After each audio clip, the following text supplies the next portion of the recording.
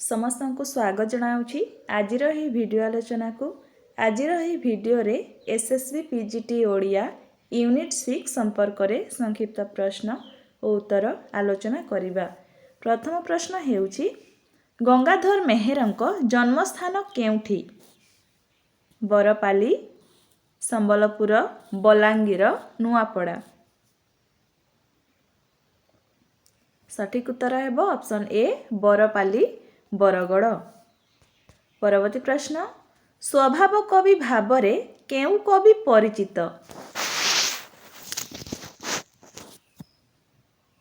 सठिक उत्तर हेबो option C Gangadhar मेहेर।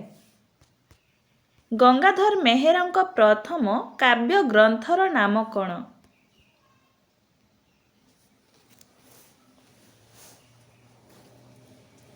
सठिक उत्तर हेबो ऑप्शन डी रस रत्नाकर। परवर्ती प्रश्न उषा और अनिरुद्धंक प्रणय कहानी गंगाधर मेहेरंक केउ काव्य ग्रंथर विषय वस्तु?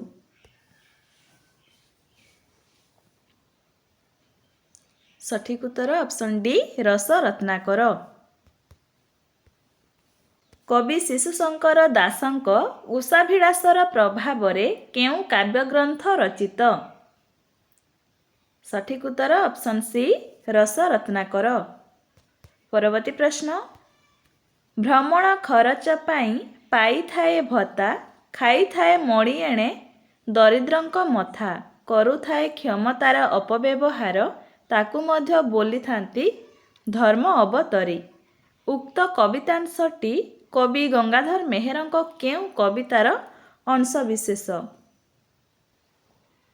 सठिक उत्तर ऑप्शन बी भारती भावना। परवर्ती प्रश्न सारड़ा महाभारतर विराट पर्वरु गंगाधर मेहेरंक केउ काव्य रचित होइअछि? सठिक उत्तर हेबो ऑप्शन सी कीचक बध। परवर्ती प्रश्न अभिज्ञान शकुंतलम नाटकर अनुसरण रे कवि गंगाधर मेहेरंक केउ काव्य रचित होइछि? सठिक उत्तर हेबो ऑप्शन डी प्रणय बल्लरी। परवर्ती प्रश्न मंगड़े अइला ओषा बिकच राजीव दृशा एही पदटी केउ काव्यरु आसीअछि? तपस्विनी, महाजात्रा, प्रणय बल्लरी, कविता बड़ी। सठिक उत्तर हेबो ऑप्शन ए तपस्विनी काव्यरु आसीअछि। परवर्ती प्रश्न मातृभूमि मातृभाषा रे ममता जाहृदे जनमी नाही ताकू जेबे ज्ञानी गणरे गणिबा अज्ञान रहिबे काहीं एही कवितांशटी कवि गंगाधर मेहेरंक केउ कवितार अंशविशेष? भारती भावना, महिमा, भक्ति, मातृभूमि। सठिक उत्तर ऑप्शन डी मातृभूमि कविता। वृद्धा अनुकंपा गंगाधर मेहेरंक केउ काव्यर चरित्र?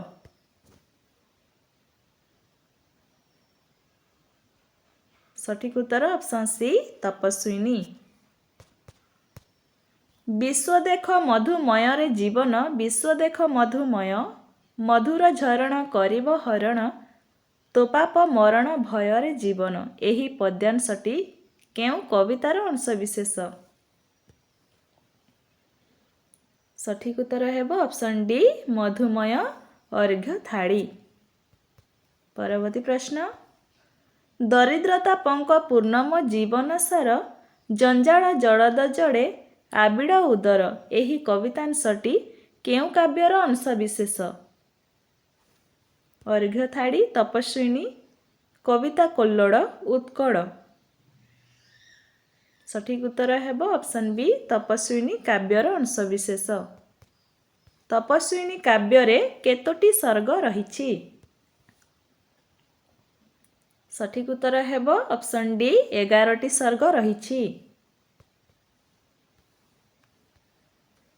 इंदुमती 1893 मसीह प्रकाशित, उत्कल लक्ष्मी 1894 मसीहा, अहल्यास्तव 1892 मसीहा, कीचक बध 1903 मसीहा। ଅଯୋଧ୍ୟା ଦୃଶ୍ୟ 1911 ମସିହା, ତପସ୍ୱିନୀ 1912, ଅର୍ଘ୍ୟଥାଳି 1918, ପ୍ରଣୟ ବଲ୍ଲରୀ 1915 ମସିହା। କେଉଁ କାବ୍ୟରେ ବିଦର୍ଭ ରାଜାଙ୍କ ଭଉଣୀ ଇନ୍ଦୁମତୀ ସହିତ ଅଯୋଧ୍ୟାର ରାଜକୁମାର ଅଜଙ୍କ ବିବାହ ପ୍ରସଙ୍ଗ ବର୍ଣ୍ଣିତ ହୋଇଛି? ସଠିକ୍ ଉତ୍ତର ଅପସନ୍ ଡି ଇନ୍ଦୁମତୀ କାବ୍ୟ। ଅମୃତମୟ ଓ ମହାନ୍ଧକାର କବିତା ଦ୍ୱୟ ଗଙ୍ଗାଧର ମେହେରଙ୍କ କେଉଁ କାବ୍ୟରୁ ଗୃହୀତ? ସଠିକ୍ ଉତ୍ତର ଅପସନ୍ ସି ଅର୍ଘ୍ୟଥାଳି କାବ୍ୟରୁ। ଗଙ୍ଗାଧର ମେହେରଙ୍କ କେଉଁ କାବ୍ୟ ଆଦ୍ୟପ୍ରାନ୍ତ ର ଅକ୍ଷର ନିୟମରେ ରଚିତ? ସଠିକ୍ ଉତ୍ତର ଅପସନ୍ ବି ରସ ରତ୍ନାକର। ଶାର୍ଦୂଳ ବିକ୍ରୀଡ଼ିତ ଛନ୍ଦରେ ରଚିତ ଗଙ୍ଗାଧର ମେହେରଙ୍କ ସ୍ତବ ଗୀତିକାର ନାମ କ'ଣ? ସଠିକ୍ ଉତ୍ତର ଅପସନ୍ ଏ ଅହଲ୍ୟା ସ୍ତବ। କେଉଁ ଗ୍ରନ୍ଥଟି ଗଙ୍ଗାଧର ମେହେରଙ୍କ ଏକ ଅନୁଦିତ ଗ୍ରନ୍ଥ? ସଠିକ୍ ଉତ୍ତର ଅପସନ୍ ସି ତୁଳସୀ ରାମାୟଣ। ତପସ୍ୱିନୀର ପତ୍ର କବିତାଟି ତପସ୍ୱିନୀ କାବ୍ୟର କେଉଁ ସର୍ଗରୁ ଆସିଅଛି? ସଠିକ୍ ଉତ୍ତର ଅପସନ୍ ଡି 11-10। ପରବର୍ତ୍ତୀ ପ୍ରଶ୍ନ, ଇନ୍ଦୁମତୀ କାବ୍ୟଟି କେଉଁ ସଂସ୍କୃତ କାବ୍ୟର ଅବଲମ୍ବନରେ ରଚିତ? ସଠିକ୍ ଉତ୍ତର ଅପସନ୍ ବି ରଘୁବଂଶ।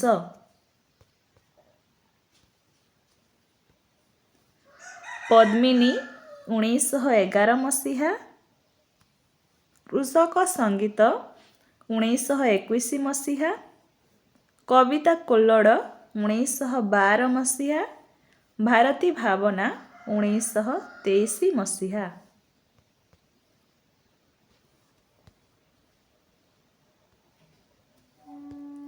ଗଙ୍ଗାଧର ମେହେରଙ୍କ ଗୀତି କବିତାର ଏକ ସଂକଳନ କବିତା ମାଳା କେବେ ପ୍ରକାଶିତ? ସଠିକ୍ ଉତ୍ତର ଅପସନ୍ ଡି 1922 ମସିହାରେ ପ୍ରକାଶିତ। ବିଶ୍ୱନାଥ କରଙ୍କ ପ୍ରବନ୍ଧ ସଂକଳନ କେଉଁଟି? ପ୍ରବନ୍ଧ ସୋପାନ, ବିବିଧ ପ୍ରବନ୍ଧ, ପ୍ରବନ୍ଧ ପ୍ରବାହ, ବିବିଧ ପ୍ରସଙ୍ଗ। ସଠିକ୍ ଉତ୍ତର ଅପସନ୍ ବି ବିବିଧ ପ୍ରବନ୍ଧ। ବିବିଧ ପ୍ରବନ୍ଧ ପୁସ୍ତକର ପ୍ରକାଶନ କାଳ କେବେ? ସଠିକ୍ ଉତ୍ତର ଅପସନ୍ ସି 1896 ମସିହା। ବ୍ରିଟିଶ ସରକାରଙ୍କ ଠାରୁ କିଏ ରାୟବାହାଦୁର ଉପାଧି ପ୍ରାପ୍ତ ହୋଇ ତାହାକୁ ପ୍ରତ୍ୟାଖ୍ୟାନ କରିବାରେ ଥିଲେ ପ୍ରଥମ ଓଡ଼ିଆ ବ୍ୟକ୍ତି? ରାଧାନାଥ ରାୟ, ମଧୁସୂଦନ ରାଓ, ନୀଳକଣ୍ଠ ଦାସ, ବିଶ୍ୱନାଥ କର। ସଠିକ୍ ଉତ୍ତର ଅପସନ୍ ଡି ବିଶ୍ୱନାଥ କର। ବିଶ୍ୱନାଥ କର କେଉଁ ପତ୍ରିକାର ସମ୍ପାଦକ ଥିଲେ? ଉତ୍କଳ ହିତୈଷିଣୀ, ସମ୍ବଲପୁର ହିତୈଷିଣୀ, ଉତ୍କଳ ସାହିତ୍ୟ, ଉତ୍କଳ ପ୍ରଭା। ସଠିକ୍ ଉତ୍ତର ଅପସନ୍ ସି ଉତ୍କଳ ସାହିତ୍ୟ। ସର୍ବପ୍ରାଚୀନ ସାରସ୍ୱତ ଅନୁଷ୍ଠାନ ଉତ୍କଳ ସାହିତ୍ୟ ସମାଜର ପ୍ରଥମ ପ୍ରତିଷ୍ଠାତା ଓ ସମ୍ପାଦକ କିଏ ଥିଲେ? ବିଶ୍ୱନାଥ କର, ନୀଳକଣ୍ଠ ଦାସ, ଗୋପବନ୍ଧୁ ଦାସ, ବିପିନ ବିହାରୀ ରାୟ। ସଠିକ୍ ଉତ୍ତର ଅପସନ୍ ଏ ବିଶ୍ୱନାଥ କର। ପରବର୍ତ୍ତୀ ପ୍ରଶ୍ନ, ଉତ୍କଳ ସାହିତ୍ୟ ପ୍ରେସ୍ କେତେ ମସିହାରେ କଟକ ଠାରେ ସ୍ଥାପନ ହୋଇଥିଲା? ସଠିକ୍ ଉତ୍ତର ଅପସନ୍ ବି 1900 ମସିହାରେ। ପରବର୍ତ୍ତୀ ପ୍ରଶ୍ନ, ବିଶ୍ୱନାଥ କର କେଉଁ ଧର୍ମ ଗ୍ରହଣ କରିଥିଲେ? ଖ୍ରୀଷ୍ଟ ଧର୍ମ, ହିନ୍ଦୁ ଧର୍ମ, ବ୍ରାହ୍ମ ଧର୍ମ, ସନାତନ ଧର୍ମ। ବିଶ୍ୱନାଥ କର କେଉଁ ଧର୍ମ ଗ୍ରହଣ କରିଥିଲେ? ସଠିକ୍ ଉତ୍ତର ଅପସନ୍ ସି ବ୍ରାହ୍ମ ଧର୍ମ। ଉତ୍କଳ ସାହିତ୍ୟ ପତ୍ରିକା ପ୍ରଥମେ କେଉଁ ପ୍ରେସ୍ରୁ ପ୍ରକାଶିତ ହୋଇଥିଲା? ସଠିକ୍ ଉତ୍ତର ହେବ option A Ray press Cuttack. ପରବର୍ତ୍ତୀ ପ୍ରଶ୍ନ ଉତ୍କଳ ସାହିତ୍ୟ ପ୍ରେସ୍ର ପ୍ରତିଷ୍ଠାତା କିଏ ଥିଲେ? ମଧୁସୂଦନ ରାଓ, ଫକୀରମୋହନ ସେନାପତି, ଗୌରୀଶଙ୍କର ରାୟ, ବିଶ୍ୱନାଥ କର। ଉତ୍କଳ ସାହିତ୍ୟ ପ୍ରେସ୍ର ପ୍ରତିଷ୍ଠାତା କିଏ ଥିଲେ? ସଠିକ୍ ଉତ୍ତର ଅପସନ୍ ଡି ବିଶ୍ୱନାଥ କର। ବିବିଧ ପ୍ରବନ୍ଧ ପୁସ୍ତକରେ କେତୋଟି ପ୍ରବନ୍ଧ ସ୍ଥାନିତ ହୋଇଥିଲା? ସଠିକ୍ ଉତ୍ତର ଅପସନ୍ ଡି 20ଟି। ବିଶ୍ୱନାଥ କରଙ୍କ ବିବିଧ ପ୍ରବନ୍ଧରେ ସଂକଳିତ ପ୍ରଥମ ପ୍ରବନ୍ଧର ନାମ କ'ଣ? ସ୍ତ୍ରୀ ଶିକ୍ଷା, ଅନନ୍ତ ପ୍ରେମ, ସ୍ୱାଧୀନ ଚିନ୍ତା, ମହାସ୍ରୋତ।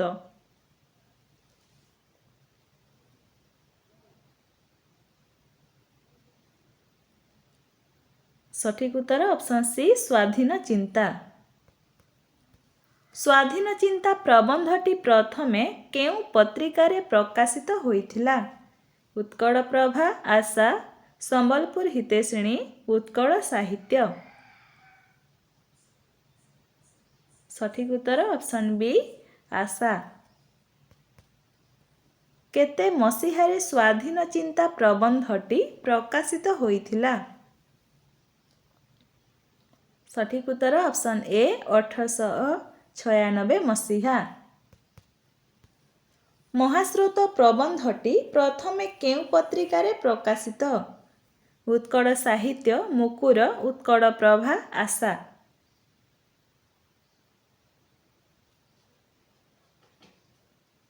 ସଠିକ୍ ଉତ୍ତର ଅପସନ୍ ସି ଉତ୍କଳ ପ୍ରଭା।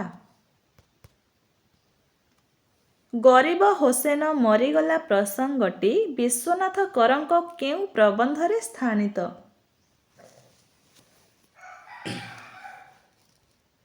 ସଠିକ୍ ଉତ୍ତର ଅପସନ୍ ଡି ସ୍ୱାଧୀନ ଚିନ୍ତା। ପରବର୍ତ୍ତୀ ପ୍ରଶ୍ନ କେଉଁ ପ୍ରବନ୍ଧରେ ବିଶ୍ୱନିୟନ୍ତାଙ୍କ ଦ୍ୱାରା ପ୍ରବହମାନ ମହାକାଳ ସ୍ରୋତର ଶକ୍ତି ସମ୍ପର୍କରେ ଆଲୋକପାତ କରାଯାଇଛି?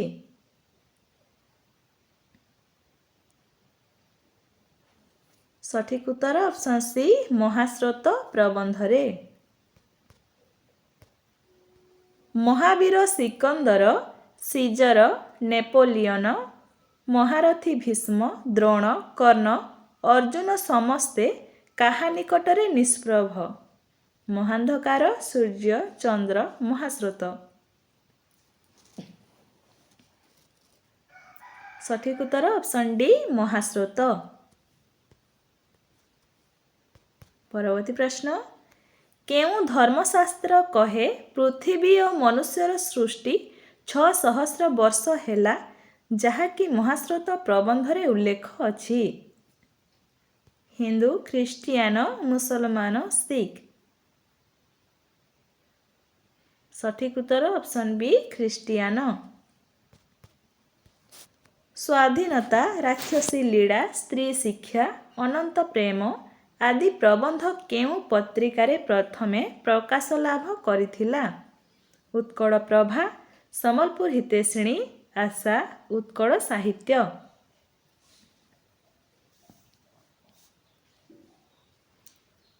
ସଠିକ୍ ଉତ୍ତର ଅପସନ୍ ଏ ଉତ୍କଳ ପ୍ରଭା।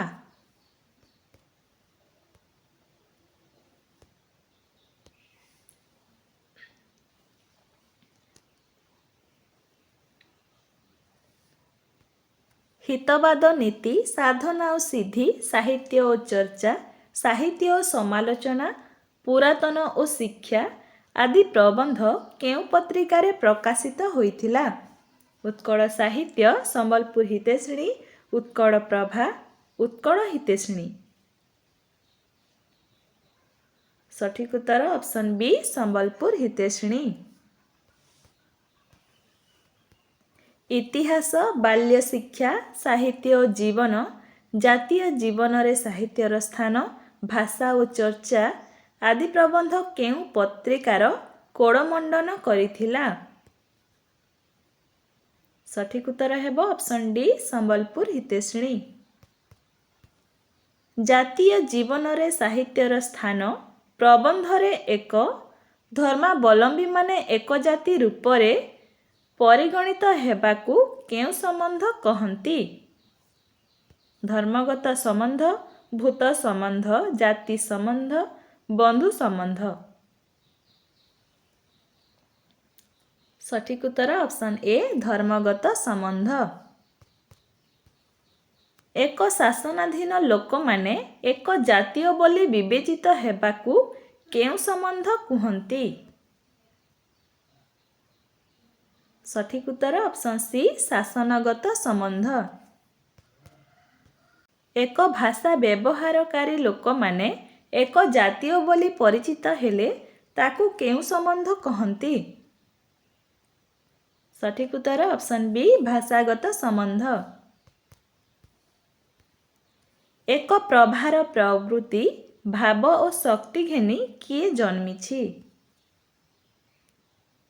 ସଠିକ୍ ଉତ୍ତର ଅପସନ୍ ଡି ମାନବ ଜାତି।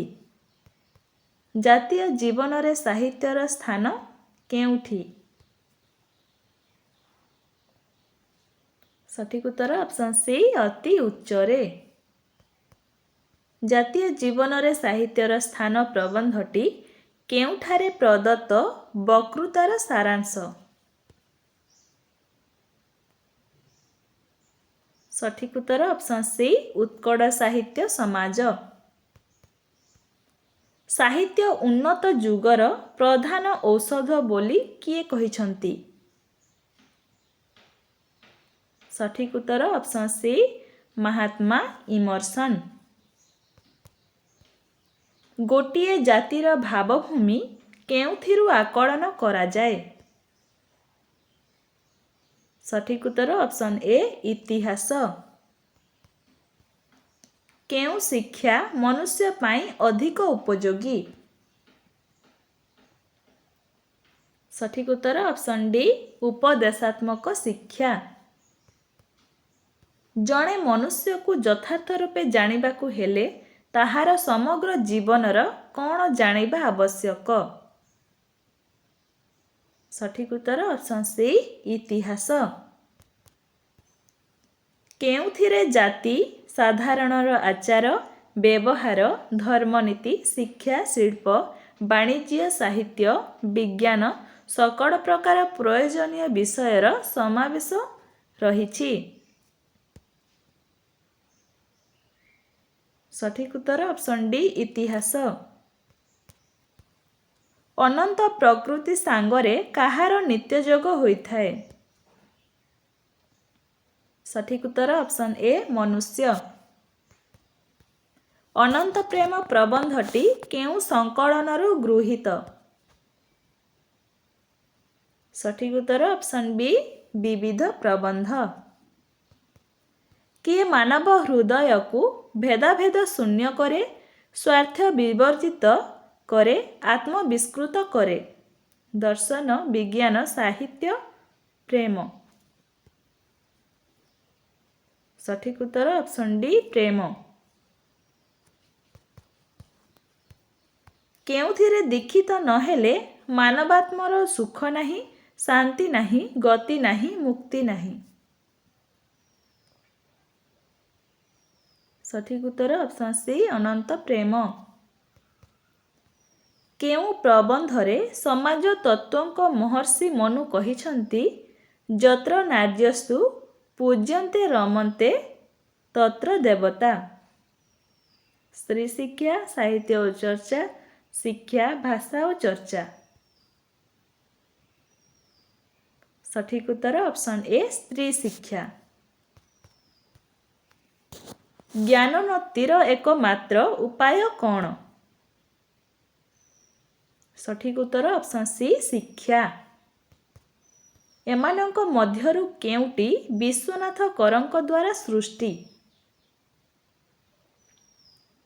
ସଠିକ୍ ଉତ୍ତର ଅପସନ୍ ଡି ସ୍ତ୍ରୀ ଶିକ୍ଷା। ଧର୍ମ, ନୀତି, ସମାଜ, ଆହାର, ପରିଚ୍ଛଦ ସକଳ ବିଷୟରେ ଭାରତବାସୀ ଅଜ୍ଞାନରେ ହେଉ ବା ସନ୍ଧାନରେ ହେଉ ପ୍ରବନ୍ଧ ପରିବର୍ତ୍ତନ ସ୍ରୋତରେ ପରିଚାଳିତ ହେଉଛନ୍ତି। ଏହା କେଉଁ ପ୍ରବନ୍ଧରେ ବର୍ଣ୍ଣିତ? ସଭ୍ୟତା, କଥା ଓ ଲଥା, ସ୍ତ୍ରୀ ଶିକ୍ଷା, ବଟୁଆ। ସଠିକ୍ ଉତ୍ତର ଅପସନ୍ ସି ସ୍ତ୍ରୀ ଶିକ୍ଷା। ସମାଜୋନ୍ନତି ପକ୍ଷରେ କେଉଁ ଶିକ୍ଷା ଏକାନ୍ତ ପ୍ରୟୋଜନୀୟ? ସଠିକ୍ ଉତ୍ତର ଅପସନ୍ ବି ସ୍ତ୍ରୀ ଶିକ୍ଷା। ଫ୍ରାନ୍ସର ପ୍ରଧାନ ଅଭାବ ମାତା। ଏହି ଅଭାବ ପୂର୍ଣ୍ଣ ନହେଲେ ଫରାସୀ ଜାତିର ପ୍ରକୃତ ଉନ୍ନତି ଅସମ୍ଭବ। ଏ କଥା କିଏ କହିଛନ୍ତି? ସଠିକ୍ ଉତ୍ତର ଅପସନ୍ ଏ ନେପୋଲିଅନ୍। କବି ଉପେନ୍ଦ୍ର ଭଞ୍ଜ ଗୋଟିଏ ଉତ୍ତର ଓ ରଘୁବଂଶର ଦିଲୀପ ଆଦି ପ୍ରବନ୍ଧର ରଚୟିତା କିଏ? ସଠିକ୍ ଉତ୍ତର ଅପସନ୍ ଡି ବିଶ୍ୱନାଥ କର। ନନ୍ଦକିଶୋର ବଳ କେଉଁଠାରେ ଜନ୍ମଗ୍ରହଣ କରିଥିଲେ? ସଠିକ୍ ଉତ୍ତର ଅପସନ୍ ଏ କୁସୁପୁର। କାହାର ପିଲାଦିନର ନାମ ଥିଲା ରସାନନ୍ଦ? ସଠିକ୍ ଉତ୍ତର ଅପସନ୍ ସି ନନ୍ଦକିଶୋର ବଳ। ପରବର୍ତ୍ତୀ ପ୍ରଶ୍ନ, ଐତିହାସିକ କାବ୍ୟ ରୂପେ ପରିଚିତ କୃଷ୍ଣକୁମାରୀ କାହା ଦ୍ୱାରା ରଚିତ? ସଠିକ୍ ଉତ୍ତର ଅପସନ୍ ବି ନନ୍ଦକିଶୋର ବଳ। ରଘୁବଂଶ ଓ ଉତ୍ତର ରାମଚରିତର ଅନୁସରଣରେ ନନ୍ଦକିଶୋର ବଳଙ୍କ କେଉଁ କାବ୍ୟଟି ରଚିତ? ସଠିକ୍ ଉତ୍ତର ଅପସନ୍ ଡି ସୀତା ବନବାସ। କ୍ଷମା କଲେ ଝିଅ କ୍ଷମା ତ ମିଳଇ, କ୍ଷମାର ନ ମିଳେ ଅନ୍ତ, କ୍ଷମାର ଗ୍ରହୀତା କ୍ଷମାଦାତା ଦୁହେଁ, ଏ ଭୁବନେ ଭାଗ୍ୟବନ୍ତ। ଏହି ପଦ୍ୟାଂଶଟି ନନ୍ଦକିଶୋର ବଳଙ୍କ କେଉଁ କାବ୍ୟର ଅଂଶବିଶେଷ? ସଠିକ୍ ଉତ୍ତର ହେବ ଅପସନ୍ ଏ ସମିଷ୍ଠା କାବ୍ୟ। କେତେ ଖ୍ରୀଷ୍ଟାବ୍ଦରେ ଇଂରେଜ ସରକାରଙ୍କ ଠାରୁ ନନ୍ଦକିଶୋର ବଳ ରାୟ ବାହାଦୁର ଉପାଧି ଲାଭ କରିଥିଲେ? ସଠିକ୍ ଉତ୍ତର ଅପସନ୍ ବି 1924 ମସିହା।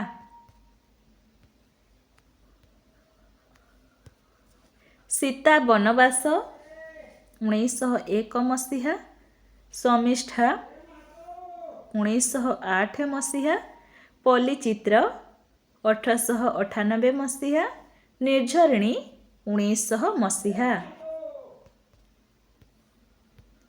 କାକବାରତା କବିତାଟି କବି ନନ୍ଦକିଶୋର ବଳଙ୍କ କେଉଁ କବିତା ସଂକଳନ ପୁସ୍ତକରୁ ଗୃହୀତ? ସଠିକ୍ ଉତ୍ତର ହେବ ଅପସନ୍ ଏ ନିର୍ଝରିଣୀ କବିତା ସଂକଳନରୁ। ଡାମରା କାଉରେ ଡାମରା କାଉ, ଗହନ କାନ୍ତାରେ ତୁ ରାବୁଥାଉ, ପ୍ରା ବୁଟରେ ବନ ନବୀନ ଛବି, ଧରେ ଯା ନବନୀ ପାରଇ କବି। ଏହି କବିତାଂଶଟି କବି ନନ୍ଦକିଶୋର ବଳଙ୍କ କେଉଁ କବିତାର ଅଂଶବିଶେଷ? ସଠିକ୍ ଉତ୍ତର ଅପସନ୍ ବି କାକବାରତା। ଡାଆଣିଆ ଖରା ପଡ଼ିଛି ବେଡ଼ ଯାଉଛି ବୁଡ଼ି, କି ସୁନ୍ଦର ପାରା ଯୋଡ଼ିଏ ଯାଉଅଛନ୍ତି ଉଡ଼ି, ପିଇବାକୁ ଦେବି ତୁମ୍ଭଙ୍କୁ ପଦ୍ମ ପୋଖରୀ ପାଣି, ଶୋଇବାକୁ ଦେବି ଖଟୁଲି ମାଡ଼ି ଘରୁ ମୁଆଣି। ଉକ୍ତ କବିତାଂଶଟି ନନ୍ଦକିଶୋର ବଳଙ୍କ କେଉଁ କବିତା ସଂକଳନରୁ ଆସିଅଛି? ସଠିକ୍ ଉତ୍ତର ଅପସନ୍ ସି ନିର୍ଝରିଣୀ କବିତା ସଂକଳନରୁ ଆସିଅଛି।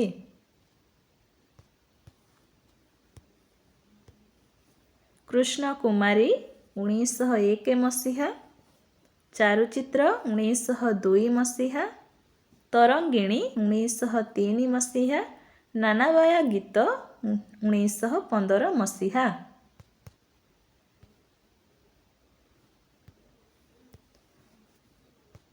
ନନ୍ଦକିଶୋର ବଳଙ୍କ ଏକମାତ୍ର ଗଳ୍ପ ଲକ୍ଷ୍ମୀ କେବେ ପ୍ରକାଶିତ? ସଠିକ୍ ଉତ୍ତର ହେବ ଅପସନ୍ ବି 1913 ମସିହା। ବସନ୍ତ କୋକିଳ 1901 ମସିହା, ନିର୍ମାଲ୍ୟ 1903 ମସିହା, ପଲ୍ଲୀଚିତ୍ର 1909 ମସିହା, ଜନ୍ମଭୂମି 1908 ମସିହା। ନନ୍ଦକିଶୋର ବଡ଼ଙ୍କ ଜନ୍ମଭୂମି ପ୍ରଥମ ଭାଗ ପୁସ୍ତକଟି କେବେ ପ୍ରକାଶିତ ହୋଇଥିଲା? ସଠିକ୍ ଉତ୍ତର ହେବ ଅପସନ୍ ଡି 1903 ମସିହା। କେଉଁ ଉପନ୍ୟାସଟି ଧାରାବାହିକ ଭାବରେ 1913 ମସିହାରେ ଉତ୍କଳ ସାହିତ୍ୟ ପତ୍ରିକାରେ ପ୍ରକାଶିତ ହେଉଥିଲା? ସଠିକ୍ ଉତ୍ତର ଅପସନ୍ ଏ କନକଲତା। ମେଘ ବରଷିଲା ଟୁପୁରୁ ଟୁପୁରୁ, କେଶୁର ମାଇଲା ଗଜା, କେଉଁ ରାଇଜରେ ରହିଲେ ମୋ ରଜା, ତେଲିଙ୍ଗି ବାଇଦ ବଜା। ଏହି କବିତାଂଶଟି ନନ୍ଦକିଶୋର ବଡ଼ଙ୍କ କେଉଁ ପୁସ୍ତକର ଅଂଶବିଶେଷ? ସଠିକ୍ ଉତ୍ତର ଅପସନ୍ ଡି ନାନାବାୟା ଗୀତ। ମାଇକେଲ ମଧୁସୂଦନ ଦତ୍ତଙ୍କ ସମୀକ୍ଷା ନାଟକର ପ୍ରଭାବ କେଉଁ କାବ୍ୟରେ ପଡ଼ିଛି? ସଠିକ୍ ଉତ୍ତର ଅପସନ୍ ସି ସମୀକ୍ଷା କାବ୍ୟରେ ପଡ଼ିଛି। ନନ୍ଦକିଶୋର ବଡ଼ଙ୍କ କେଉଁ କବିତାଟି ଟେନିସନ୍ଙ୍କ ଅଲ୍ ଥିଙ୍ଗସ୍ ୱିଲ୍ ଡାଏ କବିତା ଅବଲମ୍ବନରେ ରଚିତ? ସଠିକ୍ ଉତ୍ତର ଅପସନ୍ ବି କାକବାରତା। କେଉଁ କବିତା ଶୈଳୀଙ୍କର ଟୁ ଏ ସ୍କାଏ ଲାର୍କ କବିତାର ଅନ୍ତର୍ଧ୍ୱନି? ସଠିକ୍ ଉତ୍ତର ଅପସନ୍ ଏ ବନପ୍ରିୟ। ନବବର୍ଷା ଭାବନା କବିତାଟି ନନ୍ଦକିଶୋର ବଡ଼ଙ୍କ କେଉଁ କବିତା ସଂକଳନରୁ ଗୃହୀତ? ସଠିକ୍ ଉତ୍ତର ହେବ ଅପସନ୍ ଡି ନିର୍ଝରିଣୀ। ଗ୍ରାମଖଳା କବିତାଟି ନନ୍ଦକିଶୋର ବଡ଼ଙ୍କ କେଉଁ କବିତା ସଂକଳନର ଅଂଶବିଶେଷ? ସଠିକ୍ ଉତ୍ତର ଅପସନ୍ ଏ ପଲ୍ଲୀଚିତ୍ର। ସୀତା ବନବାସ କାବ୍ୟ କେତୋଟି ସର୍ଗ ବିଶିଷ୍ଟ? 7, 9, 11, 14। ସଠିକ୍ ଉତ୍ତର ଅପସନ୍ ଡି 14। କୃଷ୍ଣକୁମାରୀ କାବ୍ୟ କେତୋଟି ସର୍ଗରେ ବିଭକ୍ତ? କୃଷ୍ଣକୁମାରୀ କାବ୍ୟ କେତୋଟି ସର୍ଗରେ ବିଭକ୍ତ? ସଠିକ୍ ଉତ୍ତର ଅପସନ୍ ଏ 5 ଭାଗରେ ବିଭକ୍ତ। ପୌରାଣିକ ବିଷୟକୁ ଆଧାର କରି ରଚିତ ନନ୍ଦକିଶୋର ବଡ଼ଙ୍କ ସମୀକ୍ଷା କାବ୍ୟ କେତୋଟି ସର୍ଗ ବିଶିଷ୍ଟ?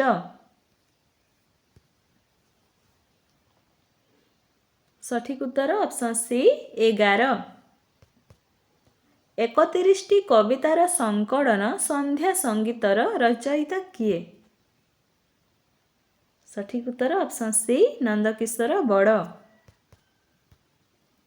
ନିମ୍ନୋକ୍ତ ପୁସ୍ତକ ମଧ୍ୟରୁ କେଉଁଟି ନନ୍ଦକିଶୋର ବଡ଼ଙ୍କ ଦ୍ୱାରା ରଚିତ? ସଠିକ୍ ଉତ୍ତର ଅପସନ୍ ଏ ପ୍ରଭାତ ସଙ୍ଗୀତ। ଭାରତର ଭବିଷ୍ୟତ ଭାଷା କେଉଁ ଲେଖକଙ୍କର ଏକ ଚିନ୍ତାମୂଳକ ପ୍ରବନ୍ଧ? ସଠିକ୍ ଉତ୍ତର ଅପସନ୍ ସି ନନ୍ଦକିଶୋର ବଡ଼। ପଣ୍ଡିତ ନୀଳକଣ୍ଠ ଦାସ କେଉଁଠି ଜନ୍ମଗ୍ରହଣ କରିଥିଲେ?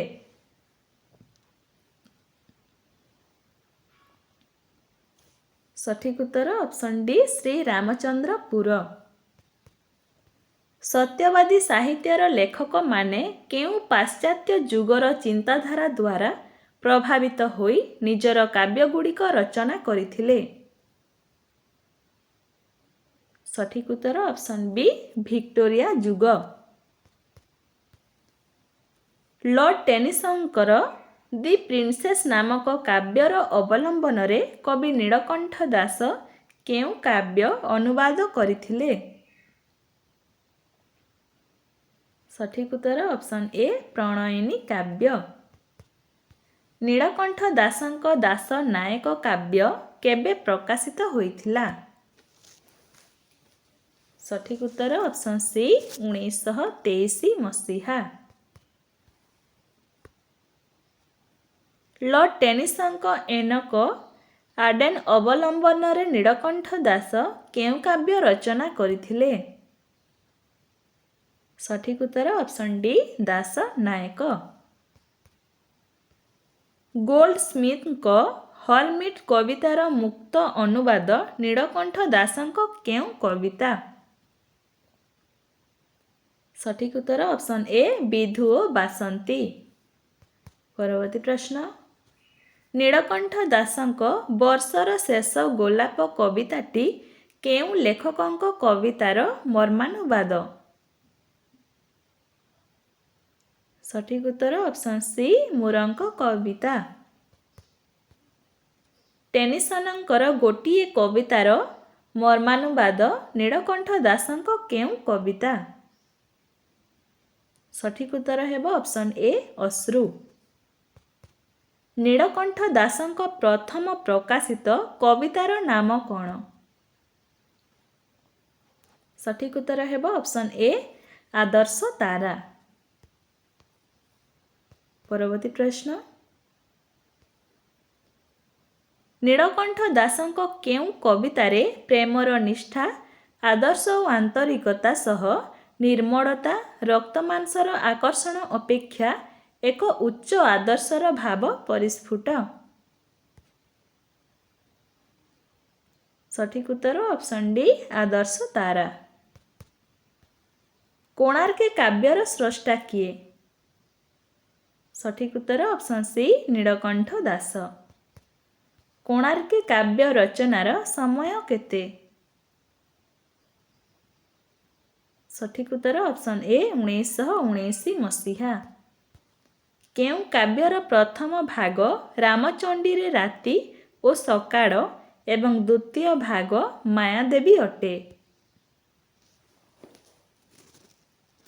ସଠିକ୍ ଉତ୍ତର ଅପସନ୍ ଡି କୋଣାର୍କେ। ସତ୍ୟବାଦୀ ବନବିଦ୍ୟାଳୟରେ ଶିକ୍ଷକ ଥିବାବେଳେ ନୀଳକଣ୍ଠ ଦାସ କେତେ ଖ୍ରୀଷ୍ଟାବ୍ଦରେ ଛାତ୍ରମାନଙ୍କୁ ନେଇ କୋଣାର୍କ ପରିଭ୍ରମଣରେ ଯାଇଥିଲେ? ସଠିକ୍ ଉତ୍ତର ଅପସନ୍ ବି 1917 ମସିହାରେ। ନୀଳକଣ୍ଠ ଦାସଙ୍କ କେଉଁ କାବ୍ୟଟି ଅମିତ୍ରାକ୍ଷର ଛନ୍ଦରେ ରଚିତ? ସଠିକ୍ ଉତ୍ତର ହେବ ଅପସନ୍ ସି ପ୍ରଣୟିନୀ କାବ୍ୟ। ନାରୀର ସ୍ୱଭାବ ସୁନ୍ଦର, ସତୀତ୍ୱ ପାଖରେ ପୁରୁଷର ସାଧୁ ଓ ସୁକଠୋର ପ୍ରୀତି ସାଧନ କେଉଁ କାବ୍ୟର ମର୍ମବାଣୀ? ସଠିକ୍ ଉତ୍ତର ଅପସନ୍ ଡି ଦାସ ନାୟକ। ଐତିହାସିକ କାବ୍ୟ ଭାବରେ ପରିଚିତ ଖାରବେଳର ସ୍ରଷ୍ଟା କିଏ? ସଠିକ୍ ଉତ୍ତର ଅପସନ୍ ସି ନୀଳକଣ୍ଠ ଦାସ। ଖାରବେଳ କାବ୍ୟର ରଚନା ସମୟ କେବେ? ସଠିକ୍ ଉତ୍ତର ଅପସନ୍ ଡି 1920 ମସିହା। କଳିଙ୍ଗ ସମ୍ରାଟ ମହାମେଘବାହନ ଐର ଖାରବେଳ ଓ ବଜିରା ଦେଶର ରାଜକନ୍ୟା ଧୁସିର ପ୍ରଣୟ କାହାଣୀ କେଉଁ କାବ୍ୟରେ ବର୍ଣ୍ଣିତ ହୋଇଛି? ସଠିକ୍ ଉତ୍ତର ଅପସନ୍ ଏ ଖାରବେଳ କାବ୍ୟରେ। ନିମ୍ନୋକ୍ତ ମଧ୍ୟରୁ କେଉଁଟି ନୀଳକଣ୍ଠ ଦାସଙ୍କ ରଚନା ଅଟେ?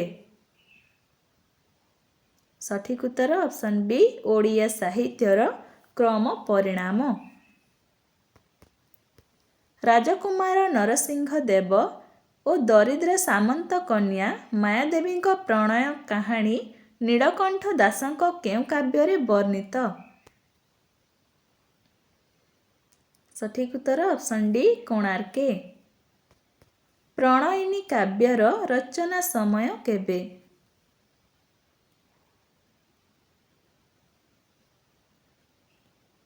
ସଠିକ୍ ଉତ୍ତର ଅପସନ୍ ସି 1919 ମସିହା। ଓଡ଼ିଆ ସାହିତ୍ୟ ଏକାଡେମୀର ପ୍ରଥମ ସଭାପତି କିଏ ଥିଲେ? ସଠିକ୍ ଉତ୍ତର ହେବ ଅପସନ୍ ବି ନୀଳକଣ୍ଠ ଦାସ।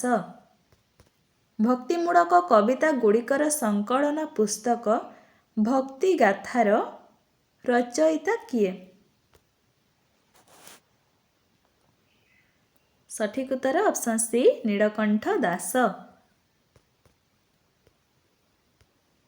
ନୀଳକଣ୍ଠ ଦାସଙ୍କ ପ୍ରଥମ ପ୍ରବନ୍ଧର ନାମ କ'ଣ ଥିଲା?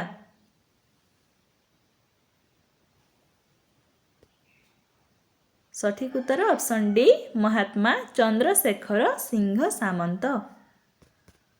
ମହାତ୍ମା ଚନ୍ଦ୍ରଶେଖର ସିଂହ ସାମନ୍ତ ପ୍ରବନ୍ଧଟି କେତେ ମସିହାରେ ପ୍ରକାଶିତ? ସଠିକ୍ ଉତ୍ତର ଅପସନ୍ ଏ 1905 ମସିହା। ରାଧାନାଥ ଓ ଉତ୍କଳ ସାହିତ୍ୟ ସ୍ୱର୍ଗୀୟ ମଧୁସୂଦନ ରାଓ ଏବଂ ଫକୀରମୋହନ ଓ ଓଡ଼ିଆ ଉପନ୍ୟାସ ଆଦି ପ୍ରବନ୍ଧ ଗୁଡ଼ିକର ସ୍ରଷ୍ଟା କିଏ?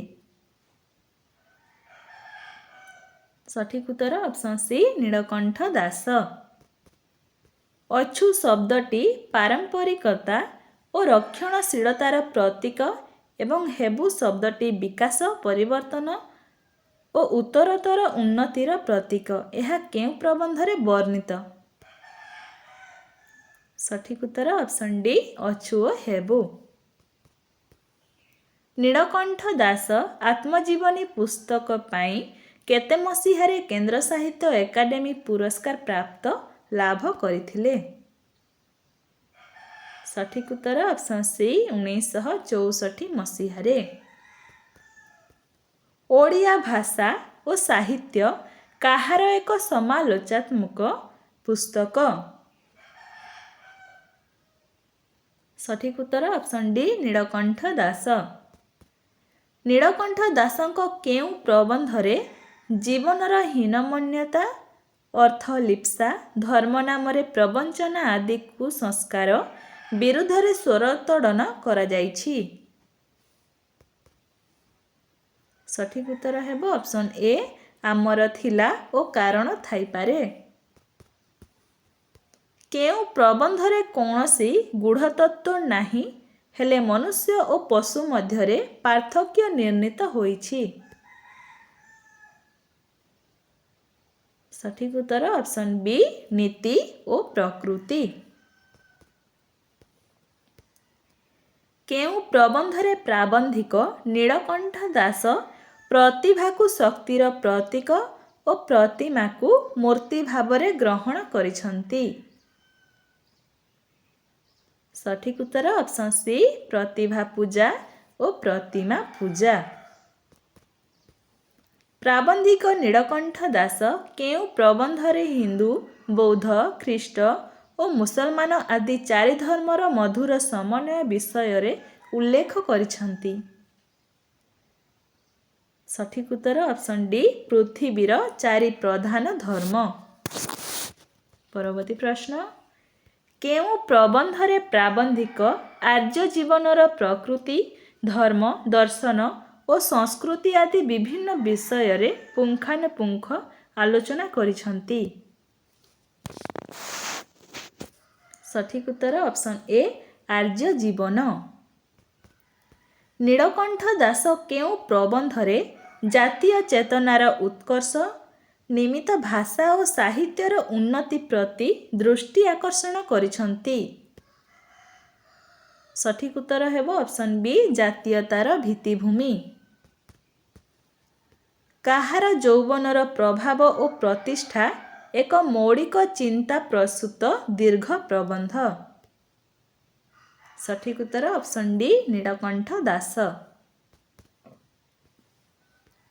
କେଉଁ ପ୍ରବନ୍ଧରେ ପ୍ରାବନ୍ଧିକ ନୀଳକଣ୍ଠ ଦାସ ଦୈନନ୍ଦିନ ଜୀବନଯାପନ ପ୍ରଣାଳୀ ଉପରେ ବିଜ୍ଞାନର ଉପଯୋଗିତାକୁ ପ୍ରାଧାନ୍ୟ ଦେଇଛନ୍ତି? ସଠିକ୍ ଉତ୍ତର ଅପସନ୍ ଏ ଲୌକିକ ବିଜ୍ଞାନ।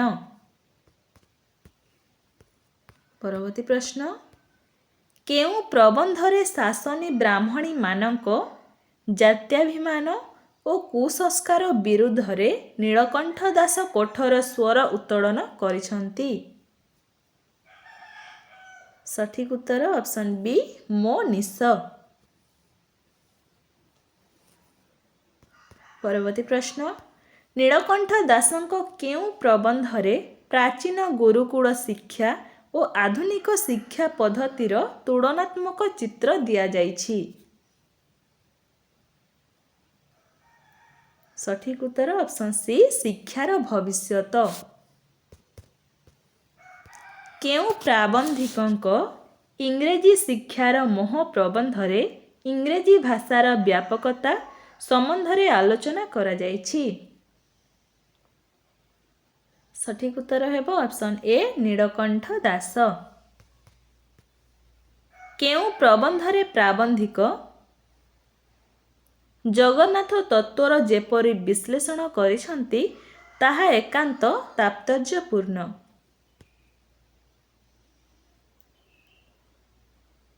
ସଠିକ୍ ଉତ୍ତର ହେବ ଅପସନ୍ ସି ସଂସ୍କୃତ ଓ ସଂସ୍କୃତି।